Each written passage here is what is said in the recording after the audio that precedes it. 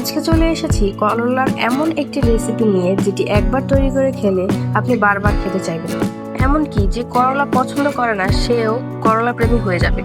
প্রথমে আমি 5টি করলা নিয়ে নিয়েছি এবং চুলায় একটি হাঁড়িতে পানি বসিয়ে দিয়ে করলাগুলোকে সিদ্ধ করে নিতে হবে। করলাগুলোকে উল্টে পাল্টে প্রায় 7 থেকে 8 মিনিট সময় ধরে আমি এটাকে সিদ্ধ করে নিয়েছি। অন্যদিকে কিছু মশলা তৈরি করে নিব। তার জন্য আমার এখানে লাগছে ধনিয়া পাতা, রসুন, কাঁচামরিচ, সরিষা, 2টো শুকনো মরিচ এবং কিছুটা আস্ত জিরা। এখন এই মশলাগুলোকে শিলপাটায় বেটে নিব। অন্যদিকে করলাটা কিন্তু সিদ্ধ হয়ে গেছে, করলাটা নামিয়ে নিচ্ছি। সেম প্যানে আমি দিয়ে দিচ্ছি কিছুটা পরিমাণ সরিষার তেল। এখন এর মধ্যে অ্যাড করে দিচ্ছি পেঁয়াজ কুচি। পেঁয়াজটা কিছুক্ষণ নরম করে ভাজা ভাজা করে নিতে হবে। পেঁয়াজটা নরম হয়ে আসলে এর মধ্যে দিয়ে দিচ্ছি সেই বেটে রাখা মশলা।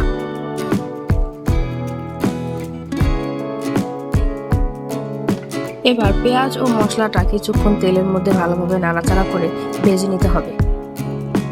এর মধ্যে অ্যাড করে দিতে হবে স্বাদমতো লবণ এবং সামান্য পরিমাণ হলুদের গুঁড়া। এবার কিছুক্ষণ নাড়াচাড়া করে মশলাটা ভালোভাবে ভাজা হয়ে গেলে এটা নামিয়ে নিচ্ছি। অন্যদিকে সিদ্ধ করা করলাগুলো কিন্তু এতক্ষণে একদম ঠান্ডা হয়ে গেছে। এখন এই করলাগুলোর মাঝ বরাবর কেটে এর ভিতরের যে বিচি আছে সেটা বের করে নিচ্ছি। আপনারা একটু ভালোভাবে লক্ষ্য করলেই বুঝতে পারবেন আমি কিভাবে এটি করছি। একটি চামচের সাহায্যে ভিতরের বিচিগুলো সব বের করে নিতে হবে।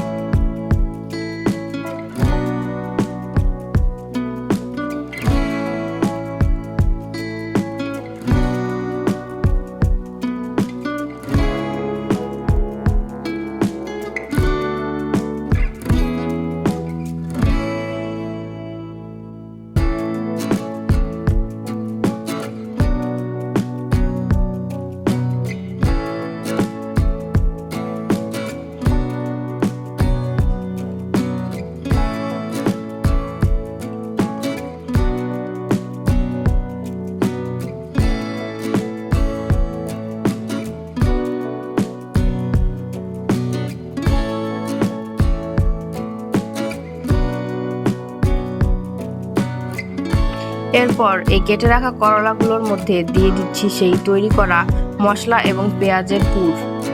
প্রত্যেকটা করলার মধ্যে সমানভাবে মশলার এই পুরটা করে নিচ্ছি।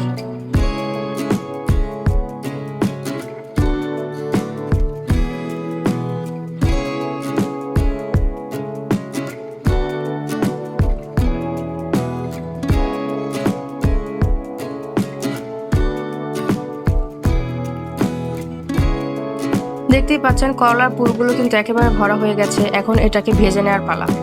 একটি প্যানে কিছুটা পরিমাণ সয়াবিন তেল দিয়ে দিচ্ছি। অপেক্ষা করছি তেলটা গরম হয়ে আসা পর্যন্ত। তেল গরম হয়ে গেলে চুলার আঁচ লোতে রেখে করলাগুলোকে ভেজে নিতে হবে।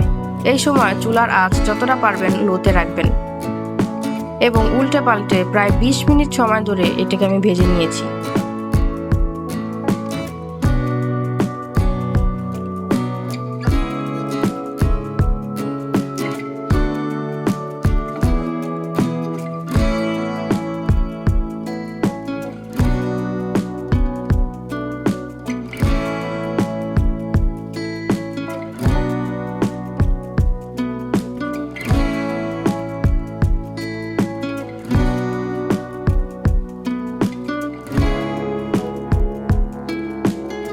দেখতেই পাচ্ছেন করলাগুলো কিন্তু ভাজা হয়ে গেছে। এটাকে গরম গরম ভাতের সাথে খেতে কিন্তু খুবই দুর্দান্ত লাগে।